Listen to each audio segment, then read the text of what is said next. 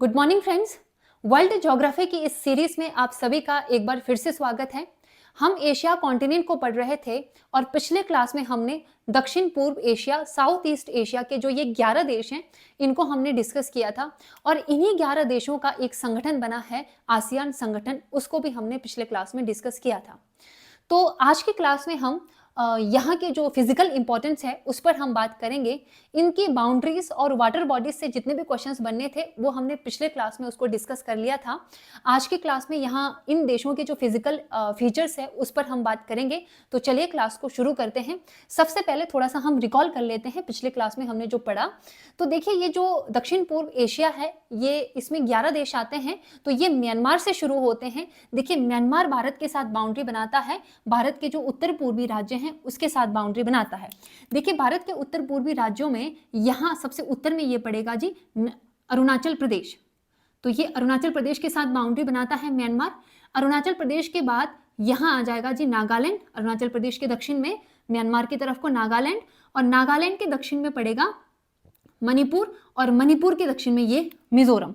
तो 4 राज्य हैं भारत के जो म्यांमार के साथ सीमा बनाती है। तो ये हो जाएगा जी अरुणाचल प्रदेश, और ये नागालैंड, मणिपुर और मिजोरम। तो मिजोरम के साथ भी जो है म्यांमार बाउंड्री शेयर करता है। तो ये 4 राज्य आपको याद रखने हैं, पूछा जा सकता है आपसे, राइट। तो म्यांमार, और म्यांमार के बाद दूसरा देश है लाओस, तीसरा वियतनाम, चौथा थाईलैंड और 5वां कंबोडिया। ये जो 5 देश है ये मुख्य भूमि पर स्थित है। दक्षिण पूर्व एशिया के मुख्य भूमि पर स्थित देश जो कि है 5 है, राइट। उसके बाद देखिए यहाँ पे ये मले पेनिनसुला हमने आपको बताया था, ये मले प्रायद्वीप है। मले प्रायद्वीप पर 3 देश आते हैं, मलेशिया, ये थाईलैंड का ही पार्ट आएगा यहाँ तक पूरा थाईलैंड, और ये कुछ भाग म्यांमार का भी पड़ता है। तो मले जो प्रायद्वीप है इसमें 3 देश आते हैं। अब अगर हम मलेशिया की बात करें तो मलेशिया, देखिए ये जो मलेशिया है यहाँ पे राजधानी कुआलालंपुर जो है वो राजधानी है। तो ये मलेशिया जो है वो मुख्य भूमि पर तो आता है, लेकिन मलेशिया का कुछ पार्ट हमने आपको बताया था कि बोर्नियो द्वीप पर भी, बोर्नियो जो आइलैंड है इस पर भी आता है, इसीलिए हम इसको पूरी तरीके से मुख्य भूमि पर देश कंसीडर नहीं कर सकते, राइट। तो मलेशिया जो है वो इसका यहाँ पे ये पार्ट आता है जो कि बोर्नियो आइलैंड पर स्थित है। तो मलेशिया हो गया मलेशिया। उसके बाद ये पूरा जो है वो द्वीपों का जो समूह है वो है इंडोनेशिया। इंडोनेशिया का देखिए सुमात्रा द्वीप जो कि इंपॉर्टेंट है, जावा आइलैंड, बाली आइलैंड, और जो तिमोर आइलैंड है, तिमोर आइलैंड पर भी जो पश्चिमी तिमोर है वो इंडोनेशिया का पार्ट है, जबकि जो पूर्वी तिमोर है, जो ईस्ट तिमोर है, ये अलग संप्रभु स्वतंत्र जो है वो देश है जिसकी राजधानी है दिल्ली, राइट। तो तिमोर आइलैंड हो गया। उसके बाद देखिए जावा आइलैंड के उत्तर में आपको बोर्नियो आइलैंड आपको मिलेगा, बोर्नियो आइलैंड। तो जो बोर्नियो आइलैंड है इस पर 3 देश है, आपको याद रखना है 3 देश हैं। बोर्नियो आइलैंड पर कुछ पार्ट यानी दक्षिण की तरफ को जो पार्ट है वो इंडोनेशिया का है, और उत्तर की तरफ को जो पार्ट है वो है मलेशिया का। 2 देश ये हो गए, और एक इस पर देश अलग से देश है जो कि है ब्रुनेई, जिसकी राजधानी है बंदर सेरी बेगावन। तो बोर्नियो आइलैंड पर जो है वो 3 देश आएंगे। बोर्नियो आइलैंड के पूर्व में आप देखेंगे सेलेबस आइलैंड या सुलावेसी आइलैंड, और सेलेबस आइलैंड पर भी ये जो है वो इंडोनेशिया का ही है। और उसके बाद नेक्स्ट सेलेबस आइलैंड के पूर्व में अगर आप जाएंगे तो आपको मिलेगा New Guinea island, New Guinea, right. और जो न्यू गिनी आइलैंड है, ये पूर्वी जो न्यू गिनी है ये तो अलग से देश है जिसको पापुआ न्यू गिनिया कहा जाता है। पापुआ न्यू गिनिया अलग से स्वतंत्र संप्रभु देश है, और जो पश्चिमी न्यू गिनी है ये इंडोनेशिया का पार्ट है, और जो पश्चिमी न्यू गिनी है इसको कहा जाता है इरियन जाया, राइट। तो न्यू गिनी आइलैंड हो गया, सेलेबस, बोर्नियो, सुमात्रा, जावा, बाली और तिमोर, राइट। अब देखिए यहाँ पे सेलेबस आइलैंड के उत्तर में यानी साउथ चाइना सी है, ये पूरा साउथ चाइना सी है, क्योंकि चाइना ये है ना, देखिए उत्तर में चाइना है और चाइना के दक्षिण में पड़ता है, इसीलिए इसको साउथ चाइना सी कहा जाता है।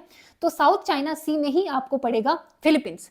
ये फिलीपींस है, 2 आइलैंड हमने बनाए हैं फिलीपींस भी जो है वो द्वीपों का समूह है, और जो 2 बड़े आइलैंड है, एक लुजोन आइलैंड और दूसरा है मिंदानाओ आइलैंड। तो ये हो गया फिलीपींस।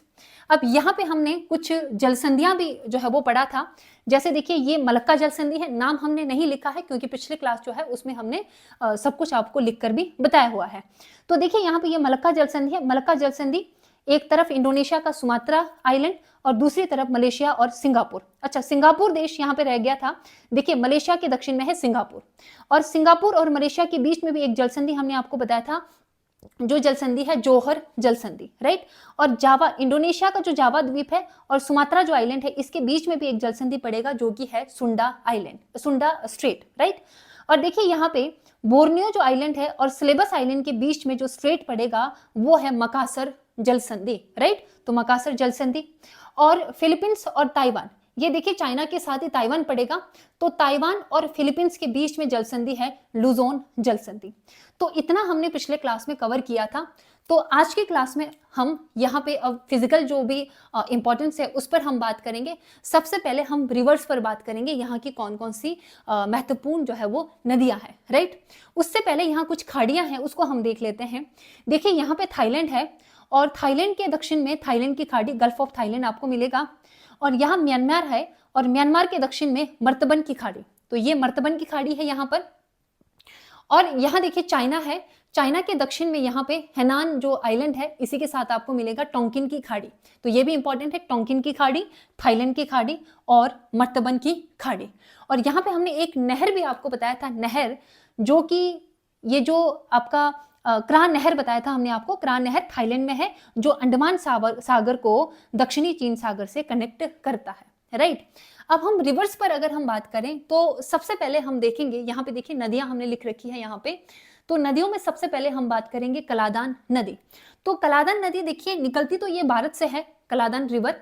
और कलादान रिवर भारत के मिजोरम से निकलती है, यहाँ देखिए यहाँ से निकलेगी ये नदी, मिजोरम से निकलती है और उसके बाद ये म्यांमार में जाके म्यांमार में मुहाना बनाती है। और यहाँ पे है बंगाल की खाड़ी, देखिए ये बंगाल की खाड़ी है, यहाँ पे बंगाल की खाड़ी, तो बंगाल की खाड़ी में ये गिरती है, यहाँ गिर रही है। तो ये है कलादान रिवर।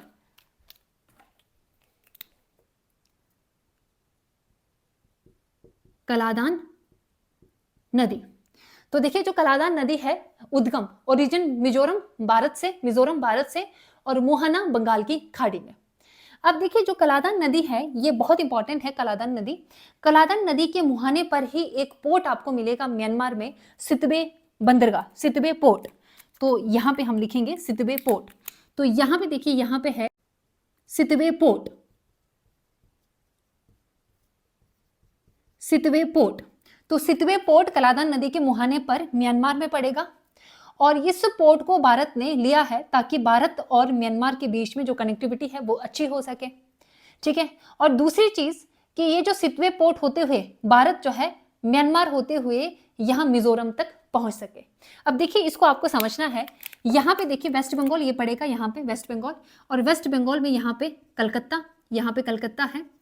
और यदि आपको कलकत्ता से मिजोरम पहुंचना है तो एक ही रूट आपका पड़ेगा, आप यहाँ से होते हुए पहुंचेंगे वेस्ट बंगाल। और ये चिकन नेक, इसको चिकन नेक कहा जाता है, सिक्किम के दक्षिण में, ये वेस्ट बंगाल में पड़ता है। चिकन नेक होते हुए असम होते हुए आप मिजोरम पहुंचोगे, राइट। लेकिन ये जो रूट है ये काफी लंबा रूट है, 1800 प्लस किलोमीटर जो है वो डिस्टेंस इसका पड़ेगा। अब भारत ने क्या किया, म्यांमार से यहाँ पे सितबे पोर्ट लिया और अब भारत जो है वो कलकत्ता से इधर सितबे पोर्ट जाएगा शिप से, राइट, सितबे पोर्ट। और सितबे पोर्ट से कलादान नदी से होकर के मिजोरम जो है वो इजीली पहुंच सकता है।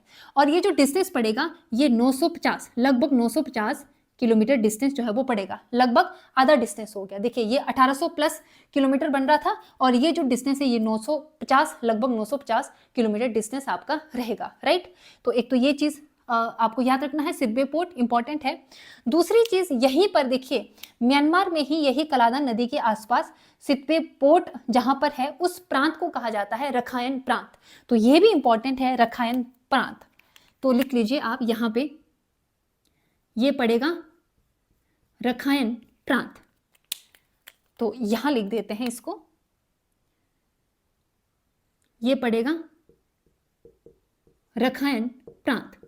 अब देखिए रखायन प्रांत क्यों इंपॉर्टेंट है, क्योंकि यहाँ पे जो रहते हैं लोग उनको रोहिंग्यास कहा जाता है, रोहिंग्या, रोहिंग्या, रोहिंग्या यहाँ पे रखायन प्रांत म्यांमार में रहते हैं।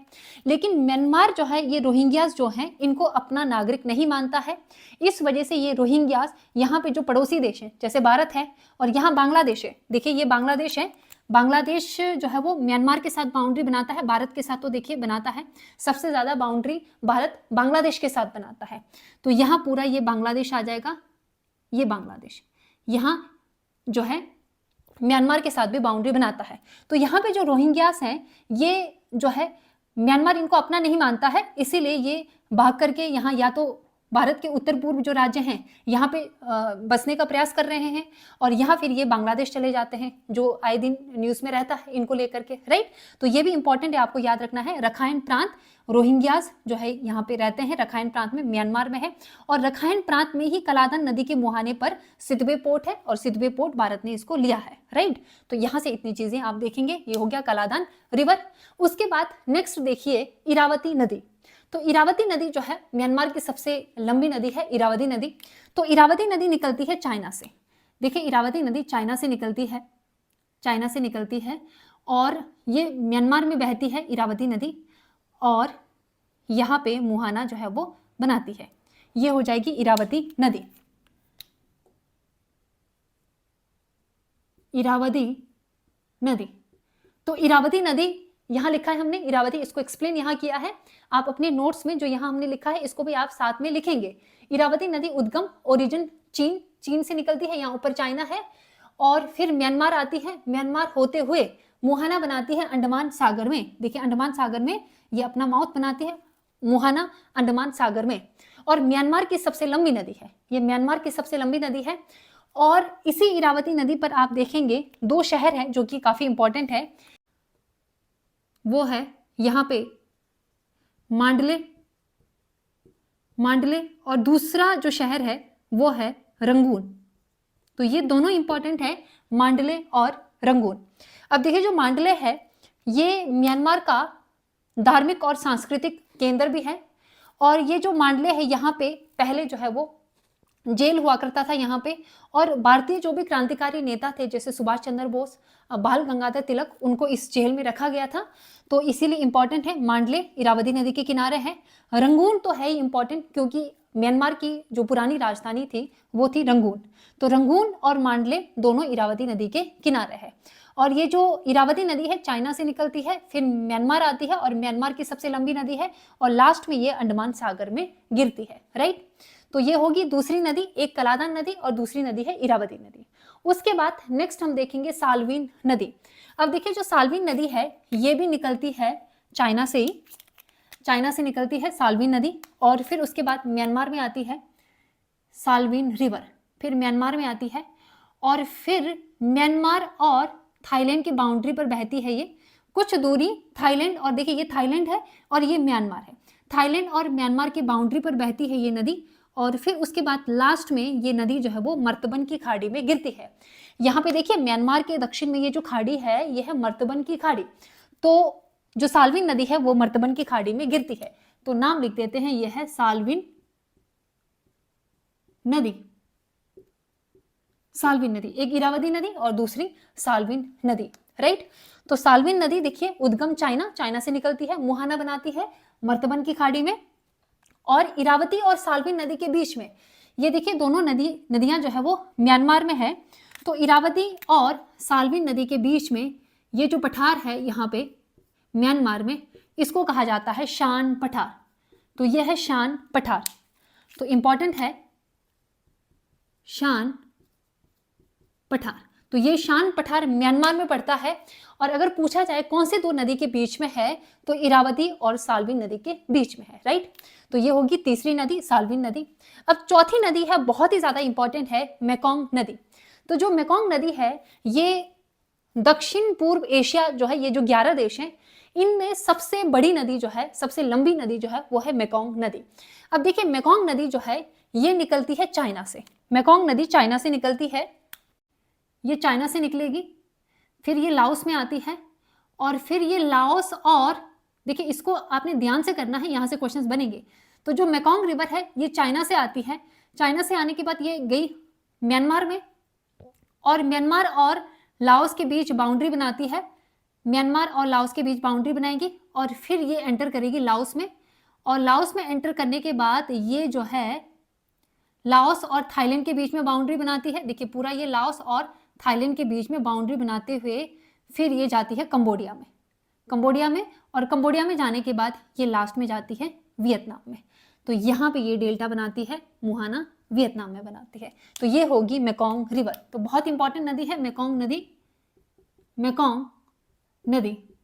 तो देखिए जो मेकोंग नदी है ये चाइना से निकलती है, फिर उसके बाद म्यांमार में एंटर किया, म्यांमार, और फिर म्यांमार और लाओस के बीच में बाउंड्री बनाती है, फिर बाद में ये लाओस में आती है, लाओस में आने के बाद लाओस और थाईलैंड, नीचे थाईलैंड है, यहाँ लाओस है, लाओस और थाईलैंड के बीच में बहती है, ये लाओस और थाईलैंड के बीच में बाउंड्री बनाती है। उसके बाद ये कंबोडिया में जाएगी, और कंबोडिया में जाने के बाद वियतनाम में, और वियतनाम में ये मुहाना बनाती है, राइट। तो दक्षिण चीन सागर में गिरती है ये नदी। अब इसके बाद देखिए यहाँ पे जो सिटी है, यहाँ पर हो ची मिन, तो हो वियतनाम का एक सिटी है जो कि इंपॉर्टेंट है, हो ची मिन, हो ची मिन सिटी।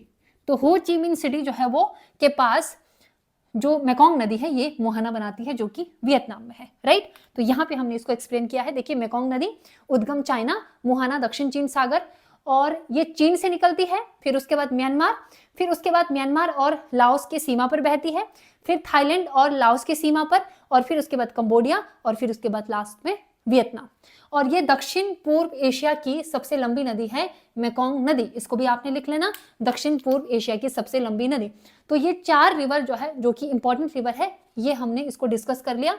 सबसे पहले देखिए कलादान नदी, उसके बाद इरावदी नदी, इरावदी नदी इंपॉर्टेंट है, जो कि म्यांमार की सबसे लंबी नदी है, मांडले और रंगून इरावदी नदी के किनारे है। साल्विन नदी, साल्विन और इरावदी नदी के बीच में म्यांमार में एक पठार है जिसको कहा जाता है शान पठार। और फिर उसके बाद देखिए मेकोंग नदी, मेकोंग नदी चाइना से निकलती है, फिर गई म्यांमार में, उसके बाद म्यांमार और लाओस के बीच में बाउंड्री बनाती है, फिर आती है लाओस में, और लाओस और थाईलैंड के बीच में जो है वो बाउंड्री बनाते हुए फिर जाती है ये कंबोडिया में, और कंबोडिया में जाने के बाद ये वियतनाम में अपना मुहाना बनाती है, और लास्ट में ये गिरती है साउथ चाइना सी में, राइट। तो ये हो गए 4 रिवर्स। अब यहाँ पे हमने कुछ फैक्ट्स लिखे हैं जो एग्जाम में पूछे जाते हैं, बुक्स में भी आपको मिल जाएंगे, आप वहाँ से भी देख सकते हैं। तो यहाँ पे भी हमने कुछ लिखे हैं, जैसे देखिए अराकान योमा पर्वत। तो अराकान योमा पर्वत म्यांमार में है, और हिमालय का ये आगे जो है वो विस्तार है। अब देखिए भारत के उत्तर में जो है हिमालय है, ये पूरा जो है वो सिक्किम, ये भूटान, अरुणाचल प्रदेश में कुछ इस तरीके से हिमालय का विस्तार जो है वो पड़ता है, जम्मू कश्मीर से लेकर के, लद्दाख से लेकर के अरुणाचल प्रदेश तक। उसके बाद जो है वो हिमालय दक्षिण की तरफ मुड़ जाता है, और यहाँ पे जो भारत के जो उत्तर पूर्वी जो राज्य हैं, यहाँ पे कुछ पार्ट इसका मिलेगा, और कुछ इसका भाग जो है वो म्यांमार में मिलेगा। तो म्यांमार में जो इसका विस्तार है इसको कहा जाता है अराकान योमा। तो अराकान योमा जो पर्वत है ये म्यांमार में है, हिमालय का ही आगे विस्तार है, राइट। अब देखिए स्वर्ण पैगोडा का देश, तो स्वर्ण पैगोडा का देश म्यांमार को कहा जाता है, क्योंकि म्यांमार में बहुत सारे बौद्ध मंदिर पाए जाते हैं, इसीलिए म्यांमार को स्वर्ण पैगोडा का देश जो है वो कहा जाता है, राइट। और लाओस को देखिए 1000 हाथियों का देश कहा जाता है लाओस को, और थाईलैंड को कहा जाता है सफेद हाथियों का देश। तो लाओस 1000 हाथियों का देश, और थाईलैंड सफेद हाथियों का देश। और थाईलैंड को देखिए दक्षिण पूर्व का चावल का कटोरा कहा जाता है, दक्षिण पूर्व में चावल जो है वो सबसे ज्यादा होता है थाईलैंड में, इसीलिए दक्षिण पूर्व का चावल का कटोरा कहा जाता है थाईलैंड को। रबर उत्पादन में प्रथम स्थान थाईलैंड का है, सबसे ज्यादा रबर का उत्पादन भी थाईलैंड में होता है, रबर उत्पादन में प्रथम स्थान थाईलैंड का है। और थाईलैंड की जो राजधानी है, थाईलैंड की राजधानी बैंकॉक। तो थाईलैंड की राजधानी बैंकॉक जो है वो किस रिवर पर है पूछा जा सकता है, मैच करने के लिए आपको दिया जा सकता है, एक तरफ राजधानियां या शहर, या दूसरी तरफ जो है वो रिवर्स, राइट। तो थाईलैंड की राजधानी बैंकॉक चाओ फ्राया नदी के किनारे है, थाईलैंड में नदी है चाओ फ्राया नदी, तो चाओ फ्राया नदी के किनारे है थाईलैंड की राजधानी बैंकॉक। और वियतनाम की जो राजधानी है, वियतनाम का जो कैपिटल है वो है हनोई। तो वियतनाम का कैपिटल हनोई जो है वो रेड रिवर, लाल नदी के किनारे स्थित है। और वियतनाम में एक पर्वत है, वियतनाम में पर्वत आपको मिलेगा यहाँ पर अन्ना माइटी पर्वत, तो अन्ना माइटी पर्वत भी वियतनाम में है। अंकोर वाट का मंदिर आपने सुना होगा, बहुत फेमस मंदिर है अंकोर वाट का मंदिर, याद रखना है आपको। अंकोर वाट का मंदिर है कंबोडिया में, कंबोडिया में है अंकोर वाट का मंदिर। विश्व का सबसे बड़ा धार्मिक स्थल है, पूरे विश्व का सबसे बड़ा धार्मिक स्थल अंकोर वाट का मंदिर है, जो कि है विष्णु मंदिर, विष्णु का मंदिर है, और इसको सूर्यवर्मन II ने बनाया था अंकोर वाट का मंदिर। अब देखिए मलेशिया में, मलेशिया का इपोह और पेनांग, तो मलेशिया का जो इपो और पेनांग है, इपो और पेनांग जो क्षेत्र है वो टीन उत्पादन के लिए प्रसिद्ध है। तो टीन उत्पादन के लिए प्रसिद्ध जो है वो मलेशिया का इपो और पेनांग। और फिलीपींस की राजधानी जो मनीला है, फिलीपींस की राजधानी आपको मालूम है मनीला। देखिए यहाँ ये फिलीपींस है और फिलीपींस ये है लुजोन, ये द्वीप है लुजोन, और ये मिंदानाओ है। लुजोन द्वीप पर ही स्थित है फिलीपींस की राजधानी मनीला। तो फिलीपींस की राजधानी मनीला अंतर्राष्ट्रीय चावल अनुसंधान केंद्र है मनीला में, और फिलीपींस में ही एक अवार्ड दिया जाता है जो कि एशिया का सबसे बड़ा अवार्ड है, और उसको एशिया का नोबेल भी कहा जाता है, रमन मैग्सेसे अवार्ड। तो रमन मैग्सेसे अवार्ड फिलीपींस में दिया जाता है, जिसको एशिया का नोबेल कहा जाता है, एशिया का सबसे बड़ा पुरस्कार है। सबसे बड़ा आर्कीपेलागो। अब देखिए आर्कीपेलागो क्या होता है। आर्कीपेलागो, आर्कीपेलागो का मतलब होता है द्वीपों का समूह, ग्रुप ऑफ आइलैंड। तो सबसे ज्यादा द्वीप कहां पर है, आइलैंड, सबसे ज्यादा आइलैंड जो है वो इंडोनेशिया में है। हमने आपको बताया था पिछले क्लास में 13,000 से ज्यादा जो है वो आइलैंड्स जो है वो इंडोनेशिया में है। तो सबसे बड़ा आर्कीपेलागो कौन सा हो जाएगा, तो सबसे बड़ा आर्कीपेलागो पूरे विश्व में हो जाएगा इंडोनेशिया। तो सबसे बड़ा आर्कीपेलागो द्वीपों का समूह जो है वो है इंडोनेशिया। अब सिंगापुर, देखिए सिंगापुर यहाँ पे है मलेशिया के दक्षिण में, छोटा सा एक द्वीपीय देश है सिंगापुर। सिंगापुर में चांगी बेस, तो सिंगापुर में जो चांगी बेस है यहाँ पर भारतीय नौसेना का अड्डा है। भारत ने इसको जो है वो लिया है ताकि चाइना को काउंटर कर सके। तो यहाँ पे आपको याद रखना है चांगी बेस ये सिंगापुर में है, भारत का नौसैनिक अड्डा जो है वो यहाँ पर है, राइट। तो ये कुछ फैक्ट्स यहाँ पे लिखे हैं, ये बुक्स में भी आपको मिल जाएंगे, बुक्स में भी आप देखें और जितने भी फैक्ट्स होते हैं उसको भी आप साथ साथ में कर लिया करें, राइट। तो ये हो गया। अब यहाँ पे देखिए एक चीज यहाँ पे ये रह गया है, साउथ चाइना सी। तो देखिए जो साउथ चाइना सी में कुछ द्वीप आपको मिलेंगे। अब देखिए साउथ चाइना जो सी है ये काफी विवादित जो है वो रहता है, डिस्प्यूटेड। यहाँ पे जो देश है जैसे फिलीपींस है, यहाँ देखिए इंडोनेशिया है, चाइना है, खासकर चाइना, तो इनके बीच में साउथ चाइना सी को लेकर डिस्प्यूट होते रहता है, उसको हम समझेंगे। तो साउथ चाइना जो सी है तो ये काफी डिस्प्यूटेड, विवादित एरिया है, क्योंकि यहाँ पर इस सागर में चाइना जो है वो अपना दावा करता है। चाइना कहता है यहाँ पे इस सागर में जितने भी आइलैंड्स है वो उसका है, खुद का है, खुद अपना दावा करता है, जबकि यहाँ पे जो दूसरे जो देश हैं वो अपना दावा करते हैं। तो काफी इनके बीच में डिस्प्यूट जो है वो चला रहता है। तो देखिए यहाँ पे साउथ चाइना सी में कुछ द्वीप आपको मिलेंगे, जैसे यहाँ पे कुछ द्वीपों का समूह है पार्सेल द्वीप। तो ये है पार्सेल द्वीप, पार्सेल द्वीप। और उसके बाद देखिए नीचे यहाँ पे आपको मिलेगा फिलीपींस की तरफ को स्कारबोरो द्वीप। तो ये हो जाएगा स्कारबोरो, स्कारबोरो द्वीप समूह, द्वीपों का समूह है द्वीप समूह, स्कारबोरो द्वीप समूह, पार्सेल द्वीप समूह। और यहां पे आपको मिलेगा फिलीपींस की तरफ को ही एक और द्वीप समूह है स्प्राटली द्वीप समूह, स्प्राटली द्वीप समूह। तो इसको लेके काफी विवाद होता है इन द्वीपों को लेकर के, स्प्राटली द्वीप समूह। तो चाहे स्प्राटली द्वीप समूह है, चाहे स्कारबोरो द्वीप समूह है, या फिर पार्सेल द्वीप समूह है, इसको लेकर के चाइना का इन देशों के साथ विवाद जो है वो होते रहता है। क्योंकि चाइना का मानना है, चाइना यहाँ पे एक थ्योरी देता है 9 डैश लाइन। तो 9 डैश लाइन थ्योरी कि उसने दक्षिण चीन सागर में 9 डैश लाइन खींची कुछ इस तरीके से। तो ये 9 पूरा यहाँ नीचे तक डैश लाइन कुछ इस तरीके से खींची, और कहता है कि ये जो 9 डैश लाइन के अंतर्गत जितने भी द्वीप है वो पूरा चाइना का है। चाइना का कभी प्राचीन समय में कोई शासक रहा होगा और उसने चाइना का चित्र बनाया होगा, मानचित्र, और उसमें उसने इसको भी बना दिया। तो जब इसको भी बना दिया तो चाइना कहता है कि पुराने समय में ही ये जो दक्षिण चीन सागर है चाइना का इस पर जो है वो कब्जा था, राइट। तो इसको जो है वो आधार मान के, 9 डैश लाइन को आधार मान के चाइना जो है यहाँ पे अपना दावा बोलता है। तो यहाँ पे जो 3 द्वीप समूह है वो भी इंपॉर्टेंट है, याद रखना है आपको, पार्सेल द्वीप समूह, स्कारबोरो द्वीप समूह और स्प्राटली द्वीप समूह, राइट। और यहाँ पे देखिए ये भारत और चाइना के बीच में ये वाला जो प्रायद्वीप है, ये जो प्रायद्वीप है, इस प्रायद्वीप को कहा जाता है इंडो चाइना प्रायद्वीप। तो वो भी इंपॉर्टेंट है। यहाँ पे देखिए ये इंडो चाइना प्रायद्वीप है, एक प्रायद्वीप ये था मले प्रायद्वीप, मले पेनिनसुला। तो जितने भी इंपॉर्टेंट क्वेश्चंस बनने थे दक्षिण पूर्व एशिया से वो हमने कवर कर लिए।